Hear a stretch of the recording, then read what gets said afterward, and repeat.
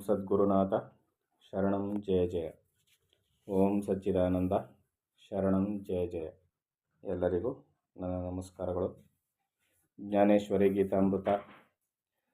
ಅರ್ಜುನನಿಗೆ ಕೃಷ್ಣ ಪರಮಾತ್ಮನು ಜ್ಞಾನದ ಉಪದೇಶವನ್ನು ಮಾಡ್ತಾ ಇದ್ದು, ಅಹಂಭಾವವನ್ನು ತೊಡೆದು ಹಾಕಿ ಎಲ್ಲವನ್ನು ನನಗೆ ಅರ್ಪಣೆ ಮಾಡಿ ಸಮಸ್ತ ಕರ್ಮಗಳನ್ನು ನಿರ್ಮಲತೆಯಿಂದ ನನಗೆ ಅರ್ಪಿಸಿ ಕಾರ್ಯವನ್ನು ಮಾಡಿದರೆ ಅವರು ಸದ್ಗತಿಯನ್ನು ಹೊಂದುತ್ತಾರೆ, ಮುಕ್ತಿಯನ್ನು ಹೊಂದುತ್ತಾರೆ ಅಂತ ಹೇಳ್ತಾ ಇದ್ದೆ. ಯಾಕಂದರೆ ಅಹಂಕಾರ ಎನ್ನುವುದು ಒಂದು ಮಲವಿದ್ದಂತೆ, ಅಭಿಮಾನ ಎನ್ನುವುದು ಒಂದು ಮಲವಿದ್ದಂತೆ ಅಂತ ಇಲ್ಲಿ ಅರ್ಜುನನಿಗೆ ಕೃಷ್ಣನು ಹೇಳ್ತಾ ಇದ್ದ.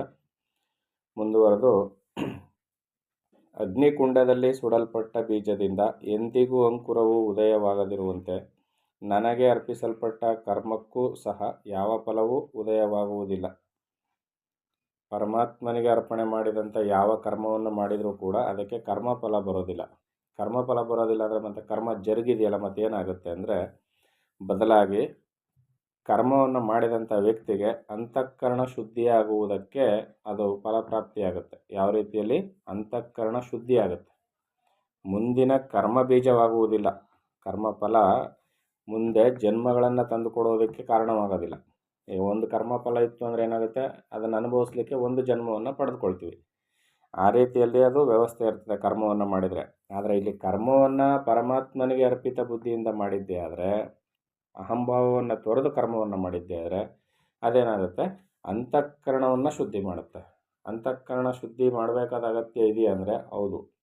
ಅಂತಃಕರಣ ಶುದ್ಧಿ ಇಲ್ಲದೆ ಇರೋದ್ರಿಂದ, ಅಂದರೆ ಈ ವಿಷಯ ಸುಖಗಳನ್ನು ಇಂದ್ರಿಯಗಳ ಮೂಲಕ ಅನುಭವಿಸಬೇಕು ಇರುವ ಗುಣವನ್ನು ಅದೇನು ಮಾಡ್ತದೆ, ಬಹುಜನ್ಮಗಳಲ್ಲಿ ರೂಢಿ ಮಾಡ್ಕೊಂಡು ಬಂದಿರ್ತದಲ್ಲ, ಇದು ಬಂಧಕಕ್ಕೆ ಕಾರಣವಾಗಿರ್ತದೆ ಮತ್ತು ಜ್ಞಾನವನ್ನು ಯಥಾವತ್ತಾಗಿ ತಿಳಿದುಕೊಳ್ಳುವ ಶಕ್ತಿ ಕಳ್ಕೊಂಡಿರ್ತದೆ. ಈ ಮಲವನ್ನು ನಿವಾರಣೆ ಮಾಡ್ತದೆ ಯಾವುದು?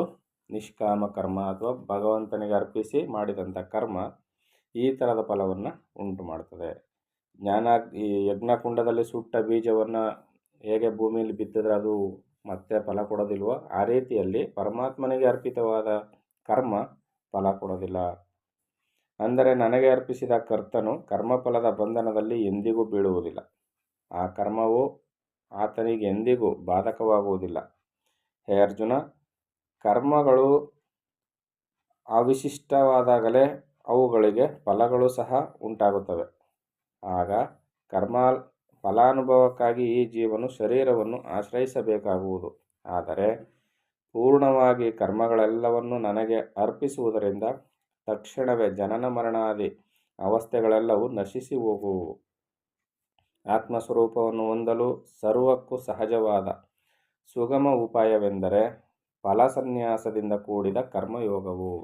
ಫಲಸನ್ಯಾಸ ಏನು? ಫಲಸನ್ಯಾಸ ಅಂದರೆ ಕರ್ಮವನ್ನು ತ್ಯಾಗ ಮಾಡಿಬಿಡುವುದು. ಕರ್ಮವನ್ನು ತ್ಯಾಗ ಮಾಡಿಬಿಡೋದು ಅಂದರೆ ಏನು? ನನ್ನ ಭಾಗಕ್ಕೆ ಬಂದಿದ್ದು ಇನ್ಯಾರಿಗಾರು ಕೊಟ್ಬಿಡೋದು, ಬಿಟ್ಕೊಟ್ಬಿಡೋದು ಅಂತಲ್ಲ. ಕರ್ಮಫಲದ ಇಚ್ಛೆಯನ್ನೇ ತ್ಯಾಗ ಮಾಡಿಬಿಡೋದು. ಅದು ಯಾವ ಫಲನಾದರೂ ಬರಲಿ, ಪರಮಾತ್ಮ ಅದು ನಿನಗೆ ಅರ್ಪಿತವಾದದ್ದು ಅಂತ ಸಮರ್ಪಣೆ ಮಾಡಿಬಿಡಬೇಕು. ಫಲದ ಇಚ್ಛೆ ಇಲ್ಲದ ಕಾರ್ಯವನ್ನು ಮಾಡಬೇಕು. ಈ ಶರೀರ ಬಂಧನವನ್ನು ಬಿಡಿಸುವುದನ್ನೇ ನಿನಗೆ ಉಪದೇಶಿಸಿರುವೆನು. ನೀನು ಸಹಜವಾದ ಈ ಸುಗಮ ಮಾರ್ಗದಲ್ಲಿ ನಡೆಯುತ್ತಾ ಸುಖ ದುಃಖಗಳೆಂಬ ಸಮುದ್ರದಲ್ಲಿ ಮುಳುಗಿ ಮೋಸಗೊಳ್ಳದೆ ಪ್ರಸನ್ನತೆಯಿಂದ ನನ್ನ ಆನಂದಮಯ ಸ್ವರೂಪವನ್ನು ಸೇರಿ ಐಕ್ಯನಾಗು. ಏನು ಕೃಷ್ಣ ಅರ್ಜುನನಿಗೆ ಮಾತ್ರ ಬಂದು ನನ್ನ ಹತ್ರ ಸೇರ್ಕೊ ಅಂತ ಹೇಳ್ತಾ ಇದ್ದಾನೆ ಅಂದರೆ, ಮಾನವ ಸಹಜವಾದ ಪ್ರತಿಯೊಬ್ಬರಿಗೂ ಹೇಳ್ತಾ ಇರೋದೇನೆಂದರೆ, ಕರ್ಮಫಲದಲ್ಲಿ ಆಸೆಯನ್ನು ಬಿಡಿ, ಆಯಾ ಕರ್ತವ್ಯಗಳನ್ನ ಅಚ್ಚುಕಟ್ಟಾಗಿ ಚೆನ್ನಾಗಿ ಮಾಡಿ ಫಲಾಸೆಯನ್ನು ಬಿಟ್ಟು ಪರಮಾತ್ಮನಿಗೆ ಅರ್ಪಿತವಾದ ಬುದ್ಧಿಯಿಂದ ಆಯಾ ಕರ್ಮಗಳನ್ನ ಅಚ್ಚುಕಟ್ಟಾಗಿ ದೋಷವಿಲ್ಲದೆ ಆ ಕಾರ್ಯಗಳನ್ನ ಮಾಡಿ. ಆಗೇನಾಗುತ್ತೆ, ಅಂತಃಕರಣ ಶುದ್ಧಿ ಆಗುತ್ತೆ. ಶುದ್ಧಿ ಆದಾಗ ಏನಾಗುತ್ತೆ, ಆ ಸ್ವಸ್ವರೂಪದ ಅನುಸಂಧಾನ ಅಥವಾ ನಮ್ಮನ್ನು ನಾವು ತಿಳಿದುಕೊಳ್ಳುವುದು ಅಥವಾ ಪರಮಾತ್ಮನನ್ನು ತಿಳಿದುಕೊಳ್ಳುವುದು ಅಂತ ಆ ಶುದ್ಧ ನಿರ್ಮಲ ಚೈತನ್ಯವನ್ನು ತಿಳಿಯುವುದಕ್ಕೆ ದಾರಿ ಯಾವುದೋ ಅದು ಆ ದಾರಿಯಲ್ಲಿ ನಮ್ಮನ್ನು ಕರೆದುಕೊಂಡು ಹೋಗುತ್ತೆ. ಪ್ರಸನ್ನತೆಯಿಂದ ನಾವು ಈ ಆನಂದ ಸ್ವರೂಪವನ್ನು ಸೇರ್ತೀವಿ ಅಂತ ಅಂದರೆ ಮುಕ್ತಿ ಅಥವಾ ಏನು ಸಹಜಾನಂದ, ನಿತ್ಯಾನಂದ ಅಂತ ಈ ಎಲ್ಲವನ್ನ ಕೊರತೆ ಇಲ್ಲದ ಸಹಜಾನಂದವನ್ನು ಯಾವಾಗಲೂ ತುಂಬಿರ್ತಕ್ಕಂಥ ಸತ್ಯವಾದ ಸತ್ತು ಚಿತ್ತು ಆನಂದದಲ್ಲಿ ನಾವು ಬೆರೆಯುವುದಕ್ಕೆ ಅಥವಾ ಅದನ್ನು ಮರೆತಿರುವ ಅದನ್ನು ನಾವು ಮತ್ತೆ ಅದೇನು ಅನ್ನೋದನ್ನು ಕಂಡುಕೊಳ್ಳೋದಕ್ಕೆ ಇದು ಸಹಾಯವನ್ನು ಮಾಡ್ತದೆ. ನೀನು ಹೇಗಿರುತ್ತಿ ಎಂದು ಪ್ರಶ್ನಿಸಬಹುದು. ಪರಮಾತ್ಮ ಕೇಳ್ತಾ ಇದ್ದಾನೆ ಅರ್ಜುನ್ಗೆ, ನೀನು ಹೇಗಿರ್ತೀಯ ಕೃಷ್ಣ, ನಾನು ಇವೆಲ್ಲವನ್ನು ಮಾಡ್ತೀನಿ ಬರ್ತೀನಿ, ಸರಿ ನೀನು ಹೇಗಿರ್ತೀಯ ನೀನು ಅಂತ ನೀನು ಪ್ರಶ್ನೆ ಮಾಡ್ಬೋದು. ಹೌದಲ್ವಾ? ಪರಮಾತ್ಮ ನೀನು ಹೇಗಿದೆಯಪ್ಪ, ಹೀಗೆ ಶಂಖ ಚಕ್ರ ಗದಾಧಾರಿಯಾಗಿರ್ತೀಯೋ ಅಥವಾ ಇನ್ಯಾವುದಾದ್ರು ರೂಪದಲ್ಲಿರ್ತೀಯೋ ಅಂತ ನೀವು ಪ್ರಶ್ನೆ ಮಾಡ್ಬೋದು. ಅದಕ್ಕೆ ಕೃಷ್ಣ ಹೇಳ್ತಾನೆ, ಸಮಸ್ತ ಭೂತಗಳಲ್ಲಿಯೂ ಸಮಭಾವದಿಂದ ನನ್ನಲ್ಲಿ ಪರಸ್ಪರ ಭೇದ ಭಾವನೆಯು ಎಳ್ಳಷ್ಟಾದರೂ ಇರುವುದಿಲ್ಲ. ನಾನು ಸಮಸ್ತ ಭೂತಗಳಲ್ಲಿಯೂ, ಬರೀ ಜೀವರಾಶಿಗಳು ಮಾತ್ರ ಅಲ್ಲ, ಸಮಸ್ತ ಭೂತಗಳಲ್ಲಿಯೂ ಸಮಭಾವದಿಂದ ಇದ್ದೀನಿ. ನಾನು ಎಳ್ಳಷ್ಟು ಭೇದ ಭಾವ ಇಲ್ಲ. ಅರ್ಥ ಆಯ್ತಲ್ವ? ಪರಮಾತ್ಮ ಏನು ಹೇಳ್ತಾ ಇದ್ದಾನೆ, ಇದು ಒಳ್ಳೆಯದು, ಇದು ಕೆಟ್ಟದ್ದು, ಇದು ಸರಿ ಇಲ್ಲ, ಅವೆಲ್ಲ ಏನಿಲ್ಲ. ಸಮಸ್ತದಲ್ಲಿಯೂ, ಸಮಸ್ತ ಭೂತಗಳಲ್ಲಿಯೂ ಎಳ್ಳು ಮುನೆಯಷ್ಟು ಕೊಂಕಿಲ್ಲದೆ, ಎಳ್ಳು ಮುನೆಯಷ್ಟು ಕೊರತೆ ಇಲ್ಲದೆ ಎಲ್ಲದರಲ್ಲೂ ಸಮಭಾವದಿಂದ ನಾನಿದ್ದೀನಿ. ಇದರಲ್ಲಿ ನಿನಗೆ ಅನುಮಾನವೇ ಬೇಡ.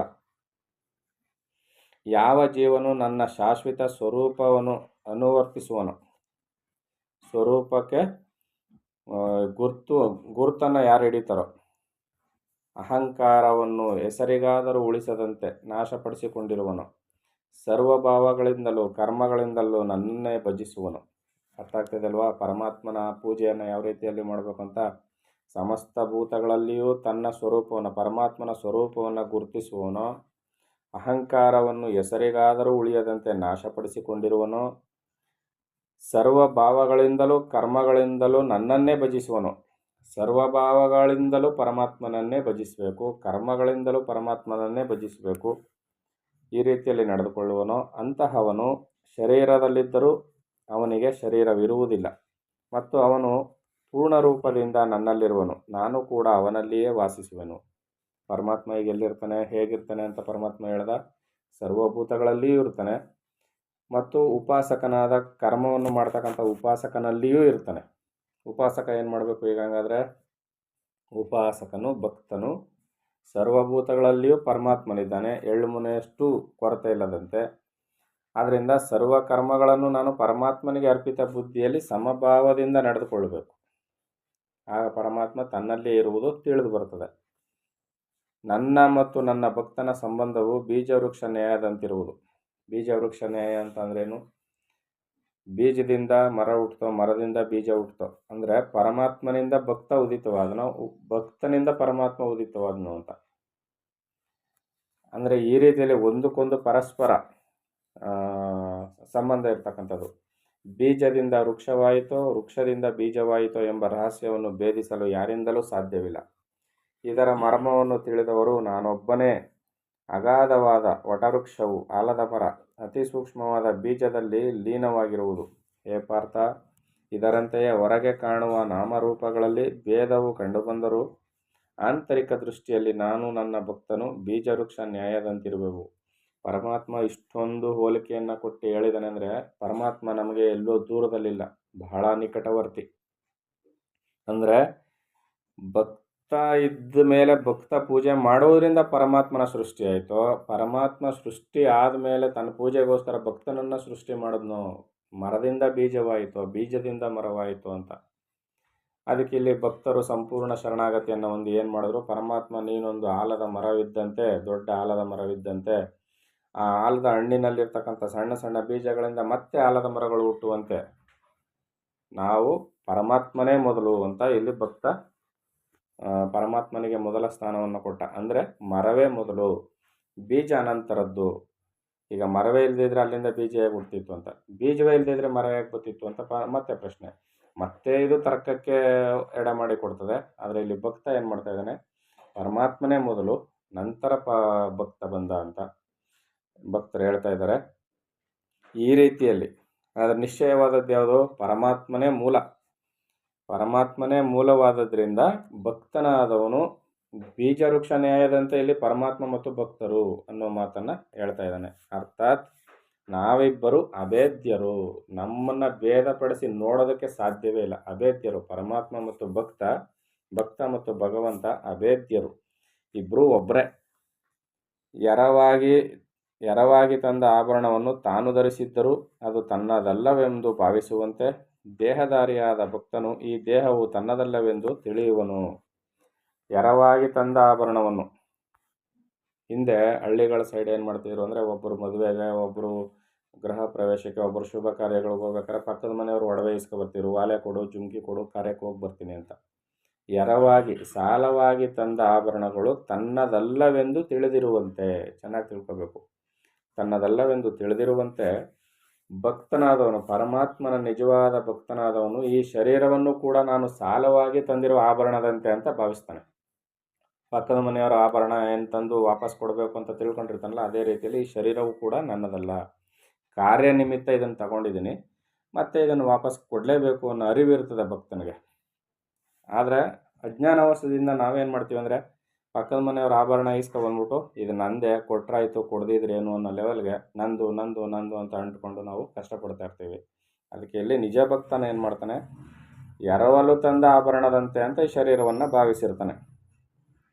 ನನ್ನ ಪ್ರೇಮದ ಮಹತ್ವವು ದೇಹಾಭಿಮಾನವನ್ನು ತೊರೆಸಿ ನನ್ನಲ್ಲಿಯೇ ತನ್ಮಯವಾಗಿರುವಂತೆ ಮಾಡುವುದು. ಆದ್ದರಿಂದ ಇಂತಹ ಭಕ್ತನೂ ಸಹ ಕಳಾಹೀನನಾದ ಹೂವು ಕೆಳಕ್ಕೆ ಬೀಳುವವರೆಗೂ ತೊಟ್ಟನ್ನು ಅಂಟಿಕೊಂಡಿರುವಂತೆ ತನ್ನ ಮನಸ್ಸಿನಲ್ಲಿ ನನ್ನದೆಂಬ ಮಮತೆ ಇಲ್ಲದೆ ಅಂತ್ಯಕಾಲದವರೆಗೂ ಶರೀರದಲ್ಲಿದ್ದರೂ ಬತ್ತಿದ ಪುಷ್ಪವು ಉದುರುವಂತೆ ಶರೀರವನ್ನು ಬಿಟ್ಟು ಹೋಗುವನು. ಹೇ ಅರ್ಜುನ, ನನ್ನ ಮೇಲೆ ಕರ್ತೃತ್ವ ಅಭಿಮಾನವನ್ನು ಆರೋಪಿಸುವ ಭಕ್ತನಿಗೆ ಯಾವ ವಿಧವಾದ ಬಂಧಕವೂ ಇಲ್ಲದೆ ಕೃತಕೃತ್ಯನಾಗುವನು. ಈಗ ಒಂದು ದಾಸವಾಳದ ಗಿಡ ನೋಡಿದಿರಿ, ದಾಸವಾಳದ ಹೂವು ಎಲ್ಲ ಬಾಡೋಗಿರ್ತದೆ, ಕಳೆ ಹೊಂದಿರ್ತದೆ, ಆದರೂ ತೊಟ್ಟಿಗೆ ಅಂಟ್ಕೊಂಡೇ ಇರ್ತದೆ. ಯಾಕೆ, ಅದು ಇನ್ನೂ ಬೀಳುವ ಸ್ಟೇಜಿಗೆ ಬಂದಿರೋದಿಲ್ಲ.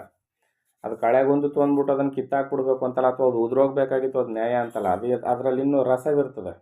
ಇಲ್ಲಿಯೂ ಕೂಡ ಶರೀರಧಾರಿಯಾದ ಭಕ್ತನು ಅಹಂಕಾರವನ್ನು ಕಳ್ಕೊಂಡಿರ್ತಾನೆ, ಪರಮಾತ್ಮನಿಗೆ ಅರ್ಪಿತ ಬುದ್ಧಿಯಿಂದ ಇರ್ತಾನೆ, ಆದರೆ ಶರೀರದಲ್ಲಿ ಇನ್ನೂ ಅಂಟ್ಕೊಂಡಿರ್ತಾನೆ. ಯಾಕಂದರೆ ಶರೀರದಲ್ಲೇ ಯಾಕಿರ್ತಾನೆ ಅಂದರೆ, ಪೂರ್ಣ ಪ್ರಮಾಣದ ಆಯುಸ್ಸು ಮುಗಿದಿರೋದಿಲ್ಲ, ಅಲ್ಲಿವರೆಗೂ ಅಂಟ್ಕೊಂಡಿರ್ತಾನೆ. ಆದರೆ ಶರೀರವೇ ನಾನು ಅಂತ ಅಂಟ್ಕೊಂಡು ಕೂತಿರೋದಿಲ್ಲ, ಆ ಆಯುಸ್ಸು ಮುಗಿಯೋವರೆಗೂ ಶರೀರದಲ್ಲಿ ಓಡಾಡ್ತಿರ್ತಾನೆ. ಅಷ್ಟು ಮಾತ್ರಕ್ಕೆ ಅವನು ಶರೀರಧಾರಿಯಾಗಿದ್ದಾನೆ, ಶರೀರಕ್ಕೆ ಅಂಟ್ಕೊಂಡಿದ್ದಾನೆ ಅಂತ ಅಲ್ಲ.